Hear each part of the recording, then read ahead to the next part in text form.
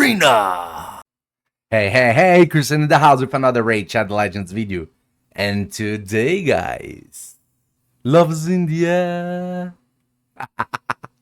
We're going to talk about something that possibly is going to be the new Valentine's fusion and her partner. Yes, we are talking about Esme the Dancer and Modo of the Peal. Did you guys caught the reference here? Basically, Esme, it's from Esmeralda, and Modo, it's from Quasimodo. Both characters of the Hunchback of Notre Dame, very famous Disney movie, and I think they are the inspiration for that. We have a dancer, very beautiful dancer here, and an ogre on the other side that looks like a hunchback one. So probably that's the history that these charts are based off. So we're going to have probably, that's not said yet, but a Valentine's fusion. Esmeralda is going to be the fusion. I'm going to call her Esmeralda. I'm not going to call her Esme. On Monday, the 10th of February, we are going to have a Fragment fusion, and it's going to be Esme the Dancer. And let's take a look at what we are going to have. These are the visual of the champions. First, him and her. This is what they look like in game. I think very cool looking of her. I don't like a lot the Ogrim teams, but I enjoyed a lot Esme visual. The guy of the Peal, the guy of the Peal is basically the one that rings the bells of the church, and she's the dancer, but the barbarian version of dancer. So let's take a look at the visual in game. Let me move this beauty here. Me, not her. Very cool looking.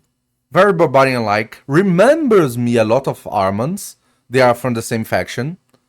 So it remembers me a lot of Armans.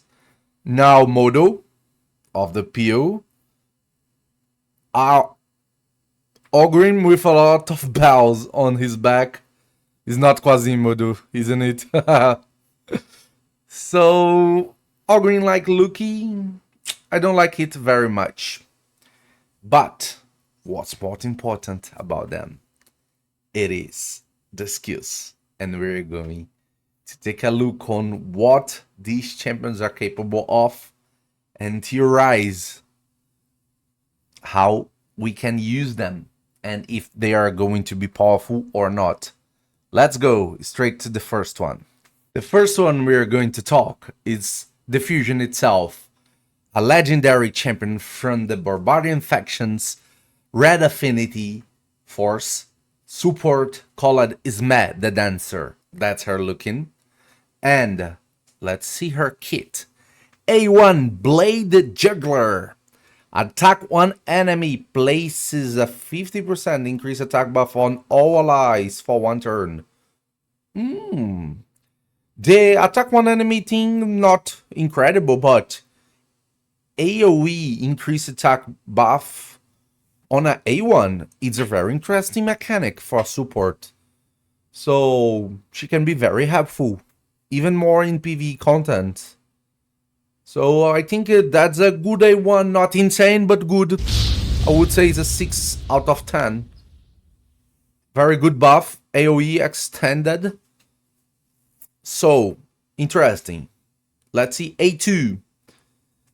Earth Dancer. 4 turns cooldown skill, can be booked to 3 turns. Has a 75% chance when booked 100% of placing 25% weaken debuff and a block buffs debuff for 2 turns. Also decrease the turn meter of all enemies by 20%. Interesting, weaken and block buffs on the same skill, and it's a damaging skill. So could be interesting on Chimera, but if it was for Hydra, it was better to not have a damage part. But for Chimera, can be interesting. More interesting. Also, if Modo of the Peal is on the same team, steals 20% of each enemy's turn meter instead. So if her boyfriend is on the same team, instead of reducing the turn meter of all enemies by 20%, she's going to steal them. Guaranteed almost a turn for her if it is Hydra. If it is something like Spider, she's getting another turn instantly. So interesting. Not a crazy skill, but interesting skill. Let's see the other parts of the kit. Blessing of the Sands, 8-3. 5 turns cooldown, can be bucketed to 4 turns. Places, 50% increase accuracy buffs and 30% increase speed on all allies for 2 turns. Interesting. Has a 75% chance, bucket to 100%, of removing all buffs from all enemies. A debuff that before she debuffs, she puts increase accuracy. Interesting. If Modo of the Peals on the same team, has a 75% of chance, booked to 100, of stealing all buffs from all enemies instead. Okay. If Modo is on the same team, it's a really interesting skill. You're gonna have increased accuracy on yourself, and you're going to try to steal everything that your enemy team has as a buff. So that might include the Stone Skin, the intercepts, and everything else. Interesting. Because if that skill goes in order, and the first champion has an intercept, and you steal the intercept, when you're going to try to go to the second champion, and it has a polymorph, and you're polymorphed, maybe you're not get polymorphed if you steal the intercept of the first champion. If that skills go this way, so that can be an interesting mechanic for a debuffer. One that we don't have right now, but could be interesting. At the same time, not crazy impactful. Not crazy impactful. We have champions that remove all the buffs and do something else. For example, Armand's that polymorph, or Odim that removes everybody and puts a stun. So that's interesting, but not crazy impactful. I think it's a 5 out of 10 skill. Let's see the passive. Beguiling movies. 1 turn cooldown for the active part. Let's see the passive part of the passive first. When hit, has a 15% chance of randomly changing the attacker's critical hits to weak, normal, or strong hits. If Modo of the Peal is on the same team, the chance is increased to 30%. Interesting. So she has a half of the chance of making her affinity works somehow. It's interesting, and if it's on the same team as Modo, it's exactly the same percentage as a affinity works. So interesting. If a champion's blue affinity against her is going to be a pain, because you're gonna have 30% of chance from the affinity and more 15% of chance of her passive of your hit not being a critical. That's an interesting mechanic for support, makes her a lot harder to deal with for blue champions, and she's the first champion that can be annoying like it was an affinity to void champions and all other affinities. Interesting. I like the first part of the passive. Let's see the second part. Whenever the champion's hit, increase the turn meter of the ally with the highest attack by 50%. This has 1 turn cooldown. Extremely interesting. Second part. For the PV part, it's going to be extremely good for for the nukers to have more turns to deal more damage. That's really cool. That's a really cool mechanic for her. If the team is perfectly tuned, it will be a little bit of a problem because you're gonna have to calculate that 50% turn meet increase to have a perfect tuning on your team. On the PvP side, it's also really cool, but a lot harder to guarantee that is going to work many times. So she's a masterpiece against counterattack champions. If Marius hits you, your nuker is going to have a 50% suddenly turn meet boost. And that's very cool, I think. So she might be a viable champion for PvP, but I think she will shine the most in the PvE content. I don't think she's an incredibly game changer champion, but it's not a fusion that I would skip because she has unique mechanics, and I think the most interesting part of her kit is the passive. Really interesting passive. This turn meet boosting constantly when hitted, it's really incredible, I think. It can make your double the amount of turns that your nuker is going to take. So that might be really good.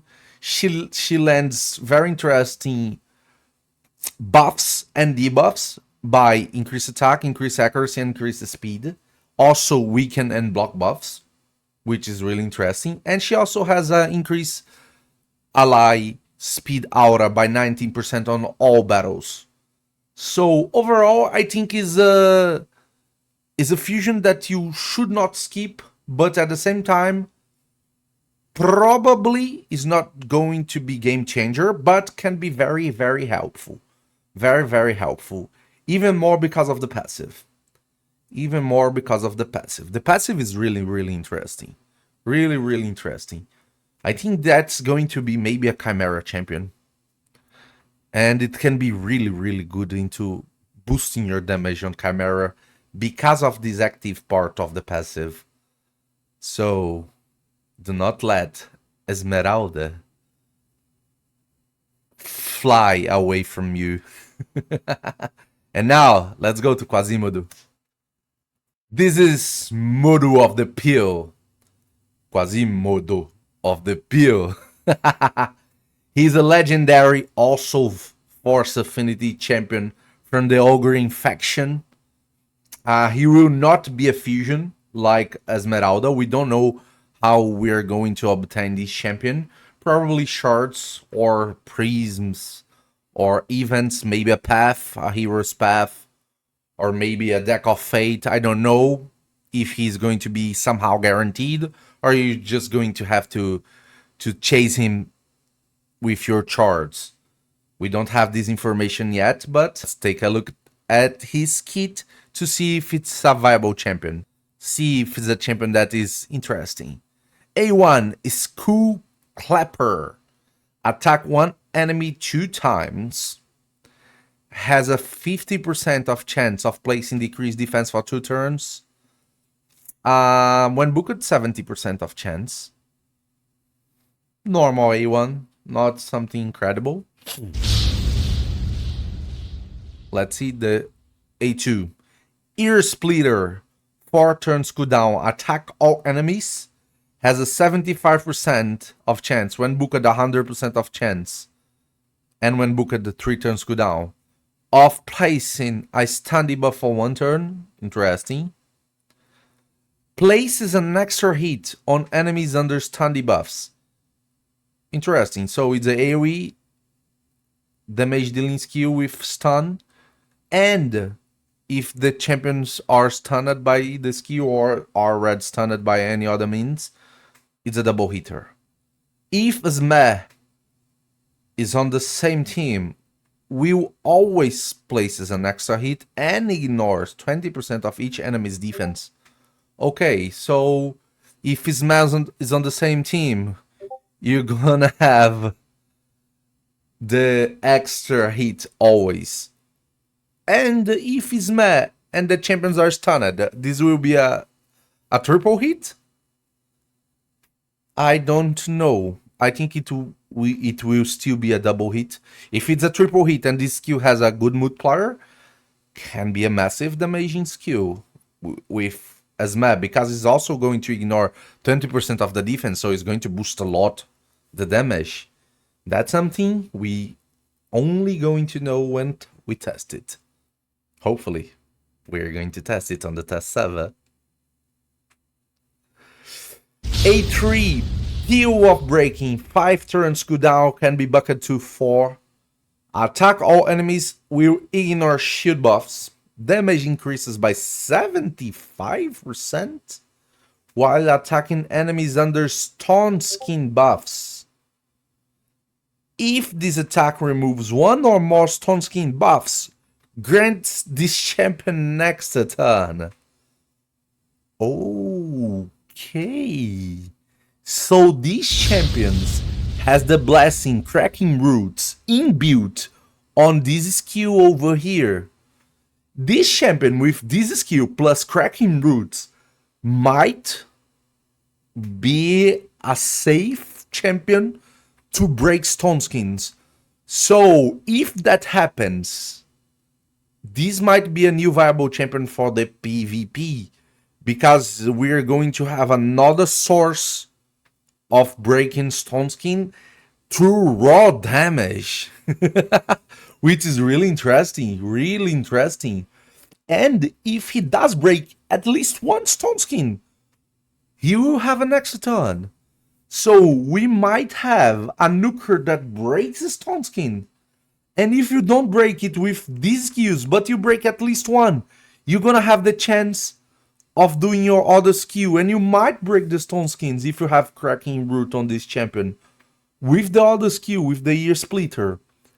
This skill here, if it gets decent damage, not overpowered damage or very big damage, decent damage, can bring this champion to be somehow a meta champion, because he will be able to break the stone skins and maybe even nuke and land a debuff. Interesting. I like this mechanic. I think it's an interesting mechanic. Passive, Beloved Companion. Whenever this champion kills an enemy, places a stun debuff on the enemy with the highest stun meter for 2 turns. Oh my god. Occurs once per skill. That's interesting. That's interesting, but at the same time, he lands a lot of stuns. Landing a lot of stuns and having a decreased defense on the A1. He might be a polymorph magnet. We might need a pinpoint on him. Oh, but there is a second part of the passive. Let's see. If Esme the Dancer is on the same team, this champion skill ignore 50% of each enemy's resistance. Okay, it's going to be easier to land the stun. Also, if Esme the Dancer is on the same team, places an intercept. Okay, we might not need the pinpoint on him. Stack on this champion at the start of their turn. Okay, so if Esme is on the same team, you're gonna have a guaranteed pinpoint on him. Bro, this seems like a very viable mechanic for him at least. And even more viable if she's on the same team. Interesting, very interesting champion. I would like to test him to see the possibilities of this champion breaking or not breaking stone skins. Because if he's able, I think with 6-star cracking roots and this Peal of the breaking, the A3, he will be able to do it. He will be able to do it. So I think it's a champion that might have a very interesting mechanic in it. A viable champion to PvP content. I think that's the place that he is more focused in. He can be a very good champion into controlling waves because of the A2. He will do a lot of damage and control the champions that survive. So he might be viable on dungeons, maybe climb the Doom Tower and things like that, which is really interesting. But I think if the A3 really works has decent damage and we are able to break the stone skins of the people out there, this champion might be another source of stone skin breaking champions, like the Marius is not breaking, Marius removes, but this champion is going to break with raw power. Interesting. I gonna test him to see if that's going to be truth or not, or it's just a dream about what he can do, but he won't be able to do. We are only going to discover that by testing. And he also has increased ally attack in all battles by 30%. Cool. I think they are cool legendaries. I think she's more focused on PvE and he more focused on PvP. But at the same time, they together might be interesting on the PvP. So, let's see. Let's see if the champions for the hunchback of Notre Dame, our new Valentine couple, are going to be something worth. We need to test to guarantee that. Because if there is no real damage on these skills and they smacks like wet noodles, he's not a good champion.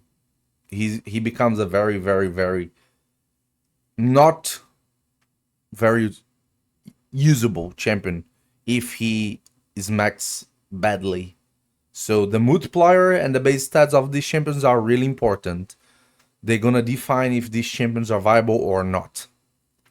So let's wait. And there's one more champion that everybody talked about him yesterday, but I didn't have time. But I want to make comments about it. Let's see the faction unit from the dwarves. Flower launched the news about Black Tusk Admiral. Here, a new faction unit. That's the first time they launch information about a faction unit before it's really launched into the game. So I think it's really interesting, and I want to take a look at this champion, dwarf champion, and to see if his kit is good or not. Here we have Admiral Black Tusk, a legendary champion from the dwarves faction, green affinity, spirit, support. Let's take a look at his skills. A1 Black Tusks AX. So, attack one enemy has a 40% of chance. When booked, goes to 60% of chance of placing a stun debuff for one turn. This debuff cannot be resisted when this champion is attacking out of their active turn. So if it's a light attack or a counter attack by somehow, this cannot be resisted. Interesting. Interesting A1. Stun on the A1 is also a really interesting mechanic. We see that on... we see how powerful that can be when we play Unknown. We won some battles by using... He's a dwarf, actually. So we won some battles using this kind of mechanic. The stun on the A1. So that's an interesting mechanic for A1, even more because of the possibility of not being resisted. So let's see what more we can do. A2, Captain's Orders. 6 turns cooldown can be bucketed to 3 turns cooldown. Removes all debuffs from all allies. Really interesting first part. Then, teams up with all allies to attack a single enemy. The allies joining the attack will use the default skills. So it's a cleanse with ally attack. Interesting, really interesting A2. Because it can bring very strong champions with him, and they will be cleansed before doing their actions. What's really interesting, I like a lot ally attack champions, so I always try to get them when they are launched as a free champion. This is a faction unit, so probably he will not be free, but just by that skill I would say he's interesting. Not a crazy skill, but it's not a useless champion if you got him, just because of that. And to remember that he's from the same faction as a Crazy and Nut that have very powerful A1s. And they are A1s that you use on the PvE, even more on contents that you want ally attacks, as example of the Fire Knight for the Gnat. So, interesting. Let's see the other applications of the skills on his kit. A3, Defender of Sky Iron. 5 turns cooldown can be booked to 3 turns cooldown. Removes all buffs from a target enemy and places a stun debuff on them for 2 turns. We're seeing a lot of 2 turns stun skills now on that champion, on Modo of the Peal. So interesting. A stripper of buffs putting 2 turns stun can be a game changing skill on the PvP, and can be somehow interesting on the PvE, but not anywhere close as the PvP. And there is more. Fuse this champion turn meter by 50%. Oh my god. And fuse this champion turn meter by an additional 10% for each buff removed from the target. Oh my god, he can almost get another turn because of that. With the new relics and the new gemstones, he actually can have another turn by removing 3 buffs from the enemy. That's incredible. That's incredible. He can take someone 2 turns out of the battle and be ready to remove all your debuffs from your team and give a light attack. Interesting. Dwarves Unity part of the skill. 1 faction ally, the buff removal and stun debuff cannot be resisted. Okay, but they still can be blocked. Not being resisted, school, but they still can be blocked. Let's see. 2 faction allies resets the cooldown of these skills when an enemy is killed while under a stun debuff placed by this champion. Okay, if you put that skill on someone and your team or you kill that champion, this skill is now ready again. 3 faction units allies. Allies deal double damage to targets under stun debuffs placed by this champion. Okay. If there is a boss that can take stun, this is really interesting, and there are some, because you're gonna double the damage of the champions on this boss, and doubling the damage of champions like a Crazy Nut can be interesting because they're gonna need so low stats to do the maximum amount of damage with their max HP skills. So I think it's an interesting skill, but not something that you're going to use a lot on bosses, because most of them are immune to stun. So it can be better to PvP, but hard to use. To have 4 dwarves on a team is hard. But let's see. Passive Uniter of Dwarves. Allies will counterattack whenever they lose 10% or more of their max HP from a single hit. If there are multiple champions on the teams with this skill, only one will activate. Oh my gosh. He has a passive counterattack on your entire team all the time by taking 10% of their HP only. So it takes 1 skill from your enemy. Even debuffers can take 10% of the HP of your champions. Might trigger a whole team counterattack. And his counterattack on the A1 cannot be resisted with 60% of chance of placing a stun. Okay, really strong first part of the skill. Let's see the other parts. Dwarves Unity, 1 faction ally. Whenever a ally places a fear, true fear, freeze, provoke, sleep, stun, we're talking about Tormin, or petrification debuffs Fuse that champion's turn meter by 20%.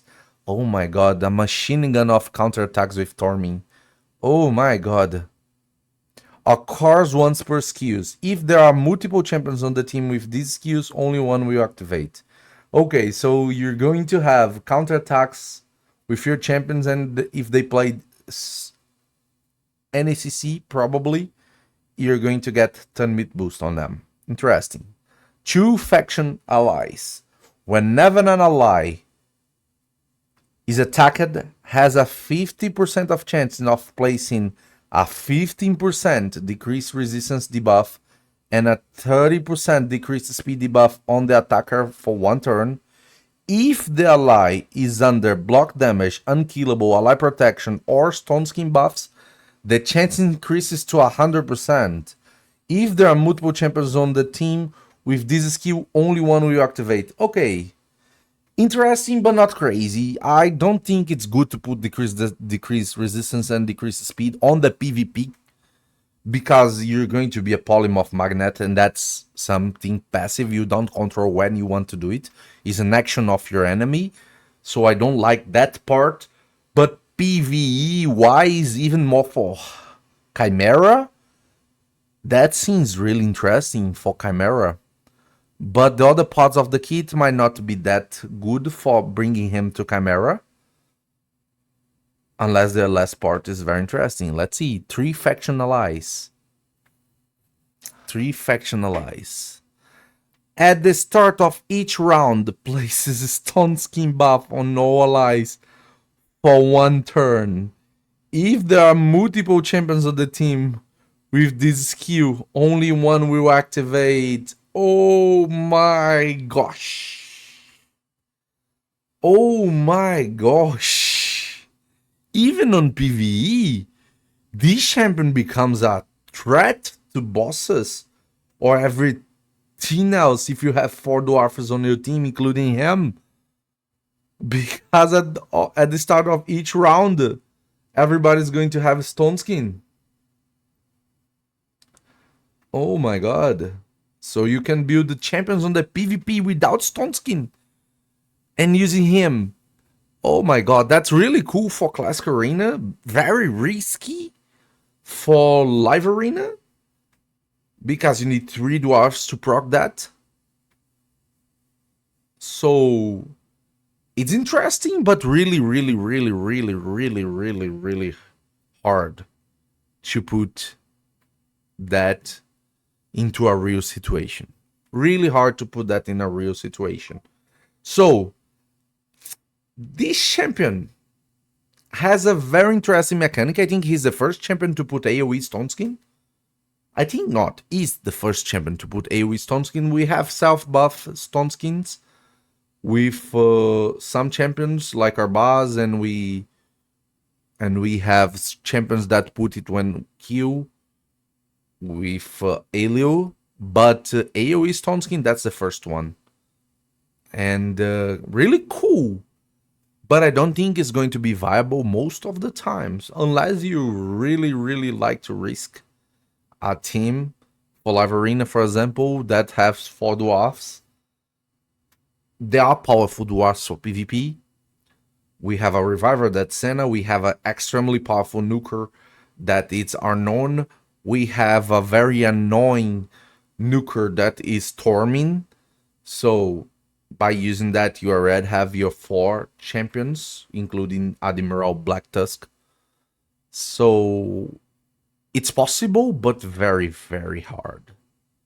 So overall, interesting kit, an interesting champion, but really hard to put all the best parts of his kit into usage. I think the most trustful skills from him is the A3 and A3 and A2, because the 30 part of his passive is going to be almost impossible to use, but the base thing on the passive here is already really incredible, because Torming counter-attacking, it's like insane, and you don't need anything to that to happen. This is a passive That's the passive part of the passive. You don't need the faction units to proc it. So that here, it's really interesting. Really, really interesting. Overall, a champion that I would be in a mixed feelings if I got it. Excited because of the new champion and a faction unit, but I don't know how to use it properly without thinking a lot. So that would be the feeling if I got this champion. But if we test it, we might have a more clear vision on what to do and how to do with this champion. Let's see if we are able to do it. And there is increased accuracy in all battles aura by 60, and the increased ally speed in all battles by 15% only for dwarves. Guys, interesting thing. Very complex champion, but opens a lot of possibilities to the game, and that's good because it's a faction unit. As more champions are added to the dwarves faction, we have the possibility of even more complex mechanics being able to be done with the combos with this faction unit that's already there and new champions that are going to come in the future. And that's insane. That's insane. There are champions that are not so strong right now as faction units, but one champion can modify everything and change the situation for that. That's the thing about it. So it's good to have them if you are able to have them. There's one more thing. On the Hunchback of Notre Dame, there are the characters that are really important on the story. So, and Esmeralda on the Hunchback chooses Phoebus as her lover, not Quasimodo, for some moments. That's interesting. Are we going to have it on the game? Another character to be the third party person on the relationship of them. Maybe a mythical one. That would be fun. Or maybe the villain of the history. All of these could be possibilities because they are clearly inspired by that. So that's it. Let's see if our new Valentine champions and our new faction unit are worth by testing them soon. And as always, if you like this kind of content,